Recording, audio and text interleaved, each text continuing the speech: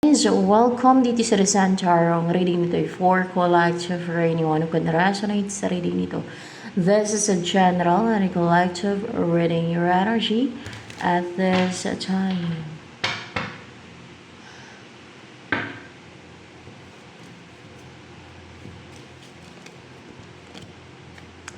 Four of Pentacles. You are secured, stable, or maybe keep someone na ayaw mo let go. There's someone in your life na or kung wala man siya sa buhay mo, still kinikip mo pa rin siya.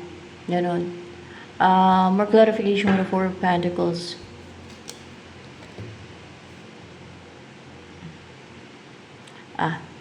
Ten of Wands. Ten of Wands in reverse. So, you're stable na kasi na-release na yung mga baggage. You're secured kasi na-release na yung mga baggage. Mga negativities to. Mga negativities. Yung baggage dyan. Yeah, and then, mga ano to, hindi negativities. Ma-resentment ba yan? At old anger yung na-release? Hindi. Hindi. Mga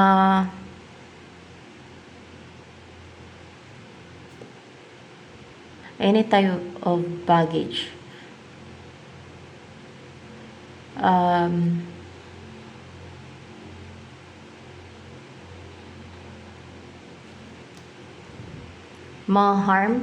Mga harm yan, yung na-release. Hindi, evil influences yan. Hindi. Basta may na-release na baggage to. Or may natanggal sa'yo. Na nagpahirap sa'yo. Parang nagpabigat sa'yo. Curse? Curse yung natanggal sa'yo? Let's see. Hindi. May natanggal sa'yo. Baggage. Mabigat. Yan ang pabigat sa'yo. Spirits natanggal sa'yo. Tingnan natin ha. Hindi eh. Parang pwedeng too much responsibility din, no? Any baggage yung natanggal sa'yo na you feel secured now. Pwedeng fear. Fear? Natanggal sa'yo? Fear? Fear. See? Any baggage. Fear. Yun ang nandi-destroy sa'yo. Yun ang patuloy na nagro-ruin sa'yo. Yun ang patuloy na parang tinutupo ka ng fear mo. That's why hindi ka nakapag-umpisa ng alam yung nagtutuloy-tuloy na nag-grow. Instead, nasisira eh. Kung relationship because of your fear, no, na ginagamit ng enemy against you para masira yung mga relationship mo, love life mo, kung ano man. Dahil inatake nila yun ang ginagamit nila against you, your fear. Yun ang wala sa'yo, yun ang natanggal sa'yo yung fear mo. Fear of something or anything. Fear na mag-risk, fear of anything, no, ganon. So, yan. And that's why you are stable and secure now. Dahil wala na, natanggal na sa yung fear mo. Yan. Fear. Ano pa ang in-embody mo energy ngayon? Using this stick. Oh. And this card. Dalawa. You have a strong desire to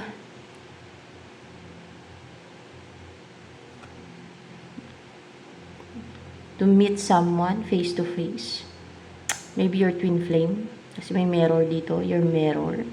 Or you have a strong desire to know yourself more, no? Makilala mo ng gusto yung sarili mo, kung ano ka talaga, no?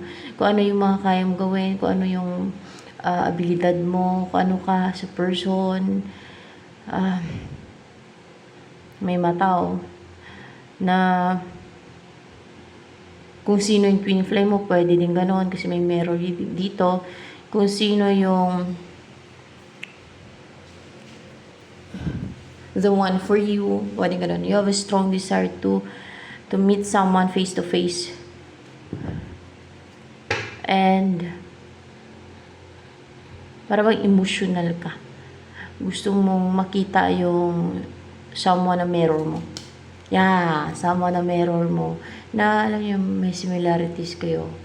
Na parang pareho kayong dalawa. O pareho kayo ng pinagdaanan. O pareho kayo ng attitude. Or basta may similarities kayong dalawa. O pareho kayong mapagmahal sa animals. Mahilig kayo sa parang may pagka-caring. O kung ano man yung mga similarities ninyong dalawa. Yung merong may mga similarities sa inyong dalawa. Ayan.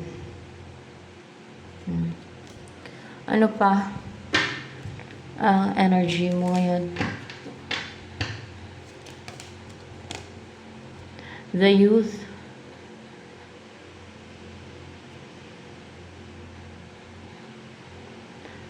Parang bata ka pa lang ay meron ka ng mga matitinding pinagdaanan ba? Ganun. Parang kung sa path pa ay matitirik, matataas at mahirap, no? Pero napagtagumpayan mo yun. Matinding challenges yung pinagdaanan mo, pero nalagpasan mo yun, no? At ngayon ay parang ano ka na, nag-heal, no? O na flat land, no? Na parang you're relaxing right now, nag-heal. And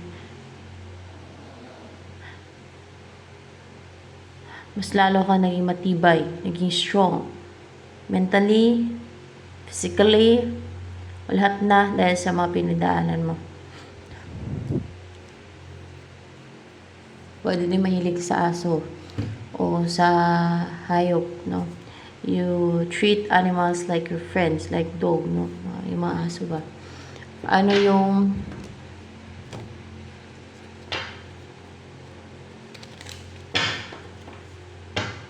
darating sa'yo? Ay, upright pa yan.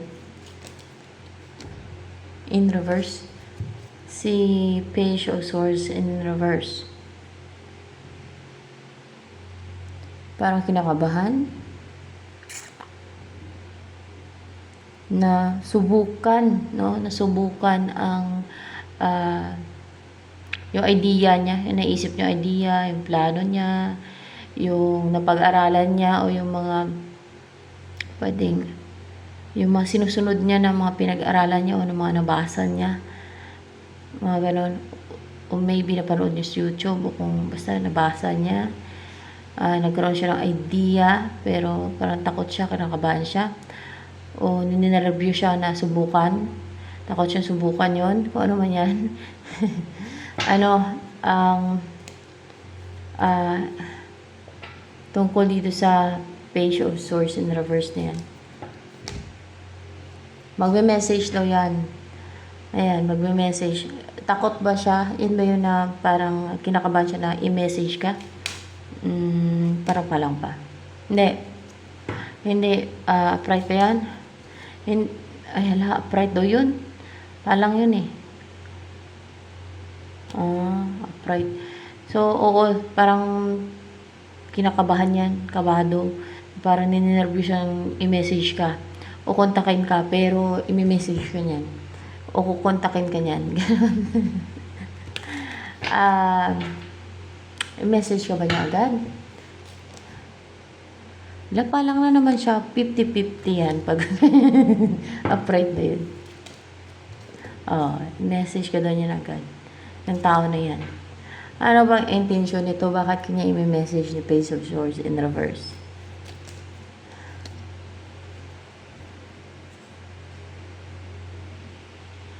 Kasi, in reverse to eh. Ay, gustong bumalik. May gustong balikan o gustong bumalik.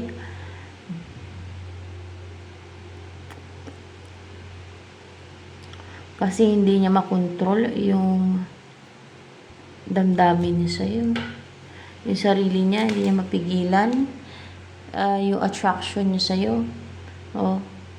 Yung desire niya na mag-take ng action na i-message ka. Gusto kanya i-message. O maybe puntahan na mag-take ng action sa'yo. Page of Swords in reverse yung kanyang main energy. Kasi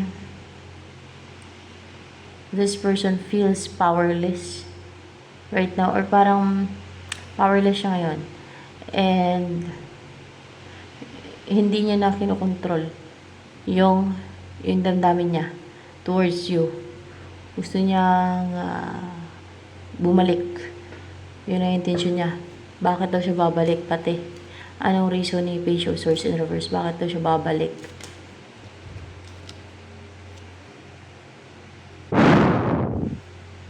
Upright ba tong Four of Swords and reverse?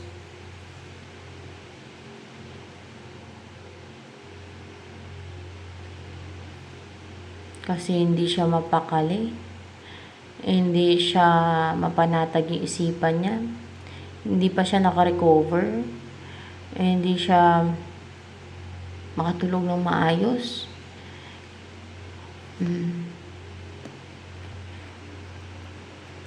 Dahil hindi siya stable, hindi siya namumuhay ng positive, hindi siya inspired sa kung ano yung buhay niya ngayon without you. Hindi siya positive yung buhay niya without you. Parang powerless nga daw siya eh. Oh. Without you. Hindi siya makatulog, balisa siguro to, balisa or nagkakaroon ng insomnia, hindi makatulog, problemado. And pwedeng past person mo to kasi may babalik, may pagbabalik talaga. Kaya may message ka niya, yun ang reason niya, babalik siya. Hindi kasi siya inspired, positive yung buhay niya, balisa yan kaya hindi makatulog o nahirapan yung makatulog paggabi. Hindi pa yan nakarecover, hindi pa yan para bang apektado o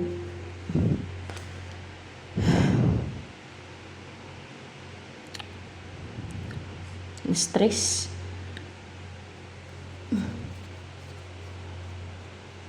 Parang feeling powerless siya or powerless without you. Feeling unstable without you.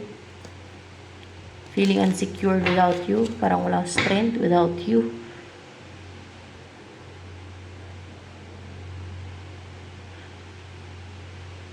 Bakit ikaw ba yung inspirasyon niya sa buhay ni Page of Swords in reverse niya? Hindi naman. Hindi naman.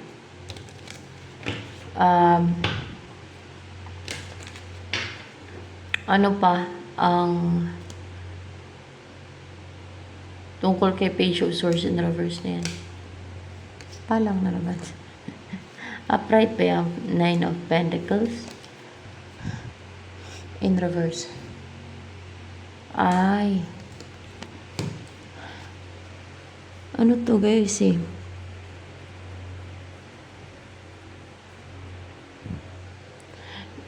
Hindi siya confident, hindi independent. Hindi talaga siya stable ngayon.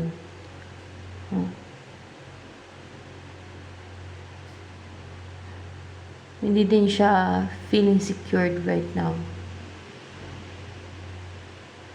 Nawala ka sa buhay niya. Hindi siya masiyahin. Hindi siya strong. Hindi siya independent. Na kailangan ka niya sa buhay niya talaga. Hindi naman. Na importante ka sa kanya. Na feeling niya o tingin niya ngayon na kailangan ka niya sa buhay niya. O maging stable siya at maging masaya na yung buhay niya pag nandiyan ka na sa buhay niya. Ganun na nga. Maging para bang protected siya at stable and secured siya pag nandiyan ka na sa buhay niya. Ganun. Or may someone or there's someone na magpo-protect din sa kanya. Ganun. Lalo kung protective ka. And with the 7 of Wands.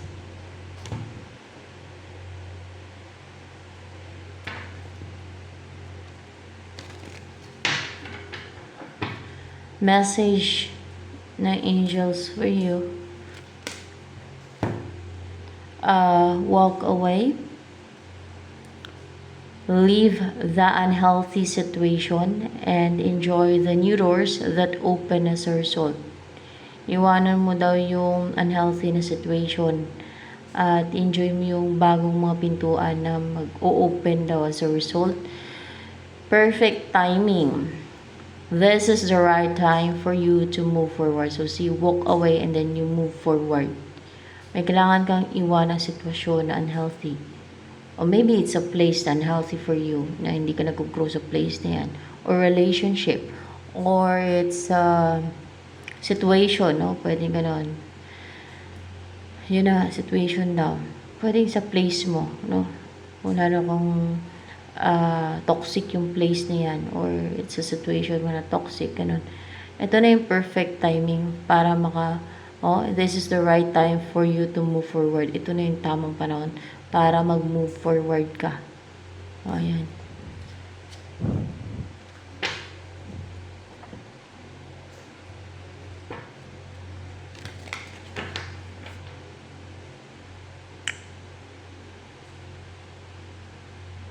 Ano ang gusto sabihin sa'yo ni Page of Swords in reverse?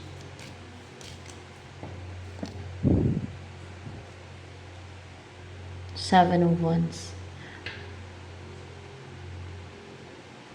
Feeling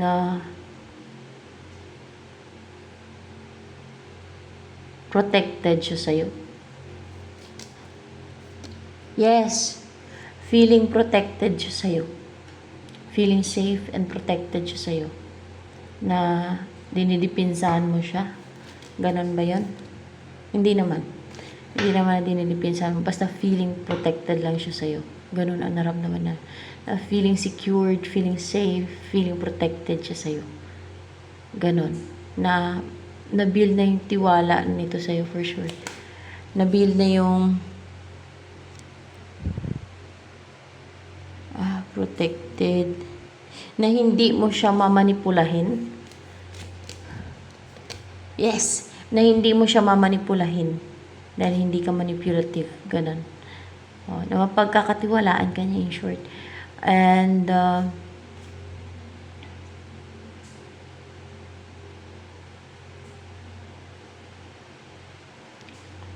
maging matyaga ka sa maging relationship ninyo na hindi mo siya iiwanan kahit na tiyagain. Mga ganon yung maging relationship ninyo, ganon. Or kung kahit na kung konti yung pera niya, ay hindi mo siya iwanan. Mga ganun ba? Or basta hindi mo siya tatraidorin. Hindi mo siya manipulahin, hindi mo siya tatraidorin. Pwede. Basta ganun, feeling safe and secure siya sa'yo. Ayan. Ayan. Na para ba you're always there para sa kanya. Yeah. Yes.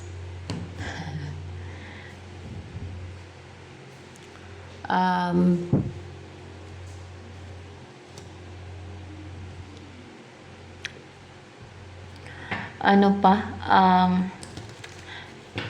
Naisip parating sa'yo na Page of Swords in reverse.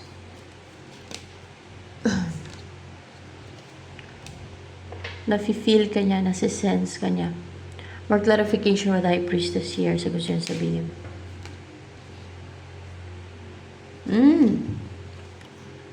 Na gustong-gusto ka niya kasi para may equal give and take sa inyong dalawa. Lalo na spiritually or energetically na parang may nag-exchange kayo ng message through energy, through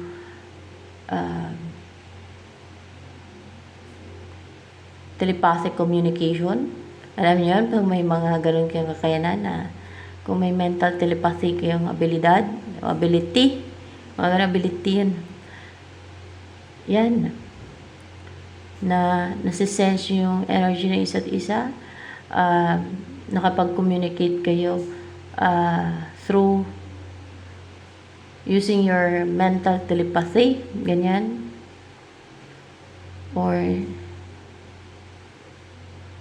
natatanggap nyo, na-receive nyo yung mga messages ng bawat isa sa inyo. And then nakapag-send kayo ng messages through energy man or through mental telepathy or kung ano pa na kung mayroon kayong mga psychic abilities. Ganun.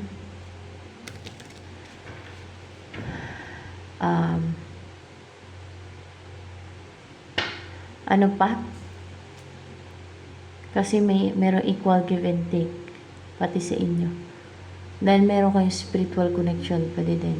Nasa may spiritual connection kayo na hindi ka maging unfair sa kanya. Yun na nga eh. Na may tiwala na yan sa yung person mo na yan.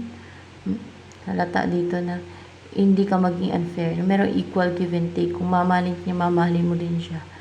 Yung ganun ba? Kung pahalagahan ka niya, pahalagahan mo din siya. Na hindi mo siya i-taken for granted, hindi mo siya abusuhin.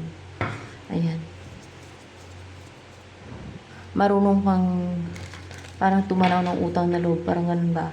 Kung tulungan niya, tatanawin mo utang na loob yun. Ganun. O kaya ay gantihan mo din. Kunwari, bigyan ka niya ng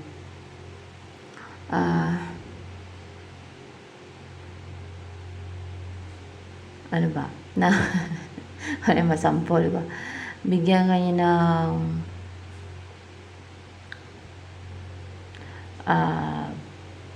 magandang buhay. Kunwari. Tapos, tatanawin mo utang na loob yun. O parang hindi ka mga abuso. Parang ganun ba? Maging thankful, tapos hindi mo siya tatraidorin, hindi mo siya iiwanan. Sa oras na, kunwari ay konti na lang pera niya, wala na siyang pera, pwede ganun, sample lang yan. Ganun.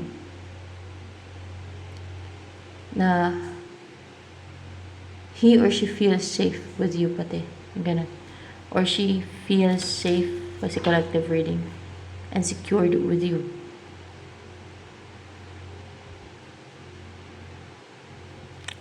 And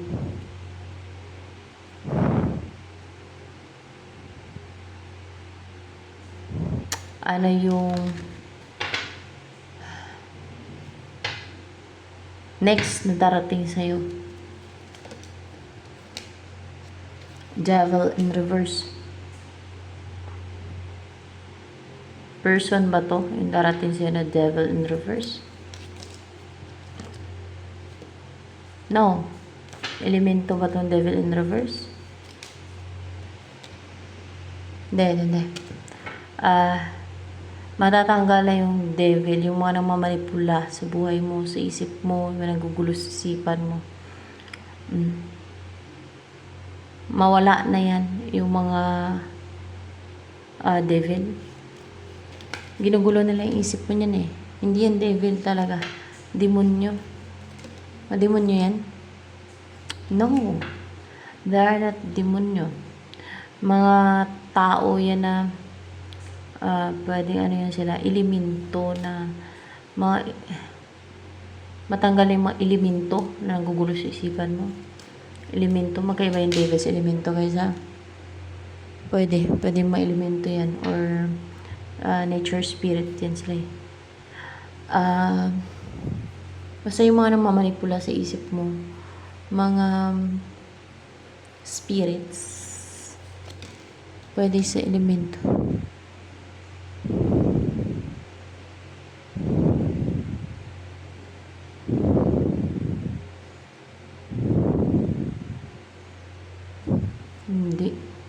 Hindi yan spirits, mga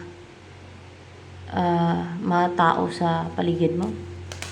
Let's see, mga tao sa paligid mo yan. At pati na din siguro elemento kasi pahalang pa yung sa elemento. Mga tao sa paligid mo na gusto kang manipulahin yung isipan mo. Hindi lang tao yan, kundi mga tao sa paligid mo na mga manipulative, mga demonyong tao ba. Mga gusto ng control, gustong para bang mga psychopath. May mga psychopath ba yan? Ng mga tao? Pwede. O mga narcissistic na mga tao. Kaya ganyan. Pwede pang narcissistic. Sa mga manipulative na mga tao na gusto kang kontrolin.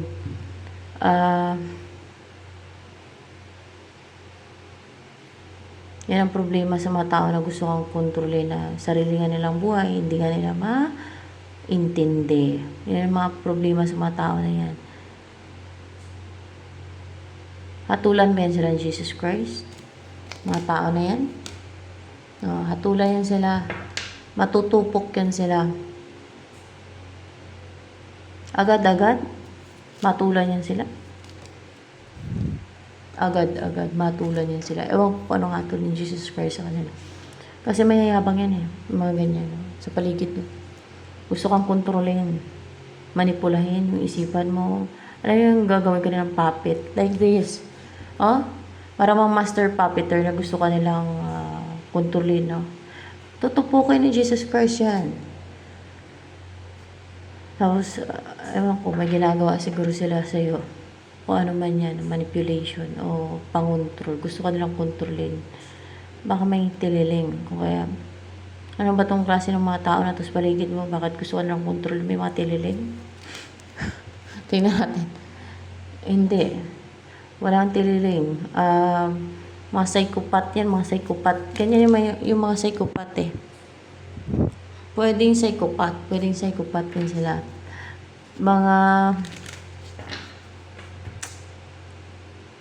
Pwede din narcissistic. Pero pala. Mga manipulative in short na mga tao. Mga masyadong believe sa sarili, mga superior. Mga superior yan. Masyadong believe sa sarili. Na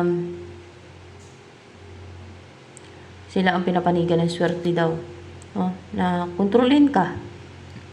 Isipin nyo yan. Matindi ang hangin sa utak nila. Tutupukan sila ng Jesus Christ. Ganon sila mag-isip.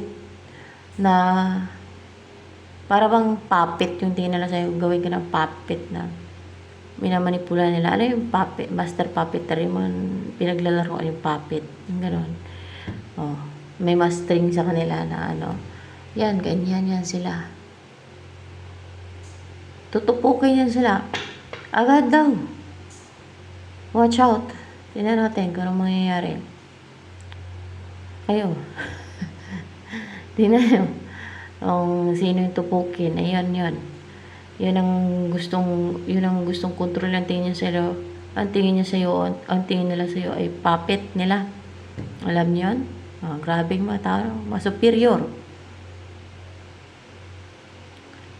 superior. Baka psychopath pa nga. Mga psychopath palamang. Parang mas psychopath kanina eh.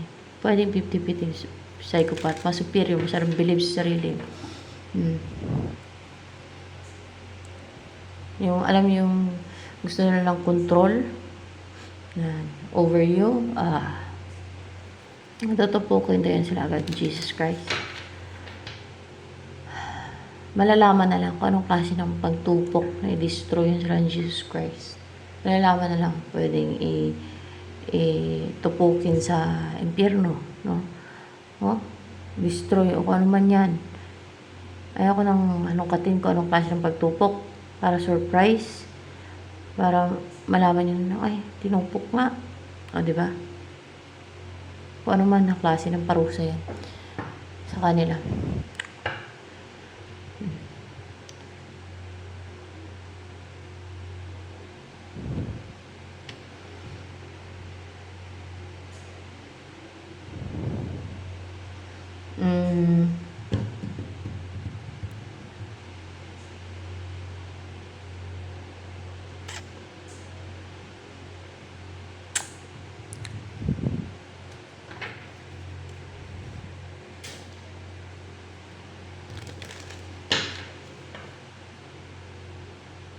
Alam niyo yung Diyos, hindi yan makonsinti na maskim at deceit ng iba.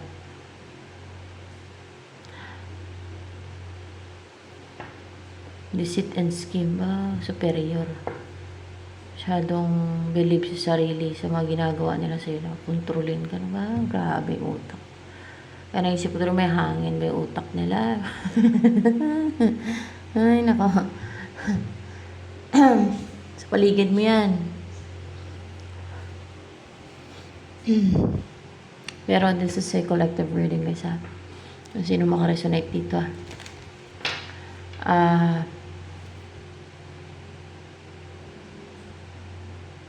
Lamok ang laki.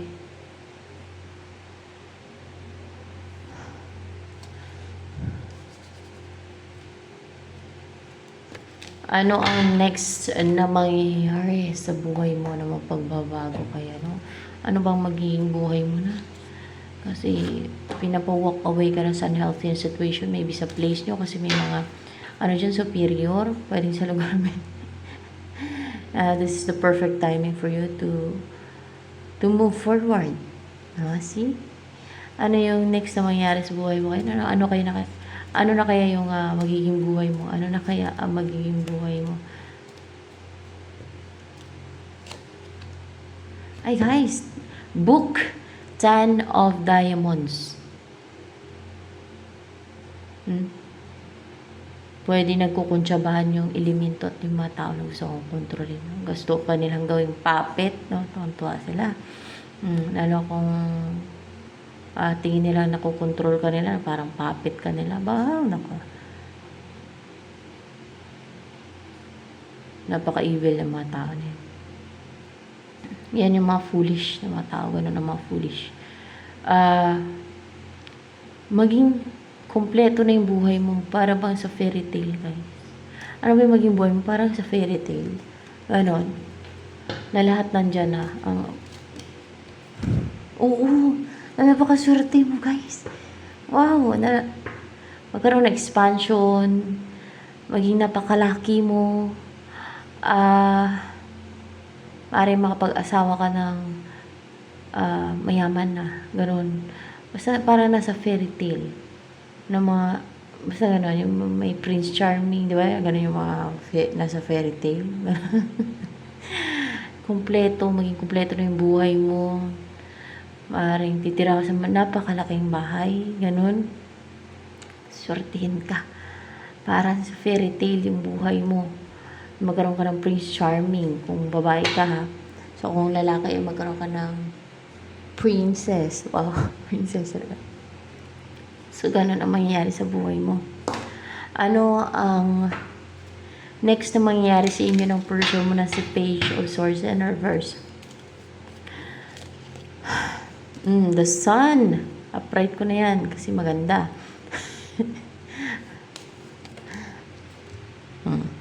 Upright yan siya.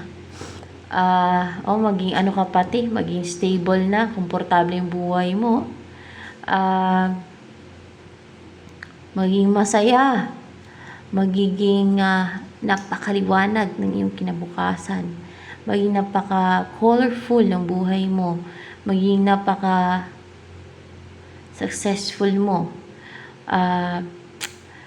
napaka-bright ng future mo, maging napaka-positive ng buhay mo at napakasaya, napaka-blissful at masagana sa pera. Parang sa fairy tale nga daw. So, ayan. Ito na lang ang for collector reading.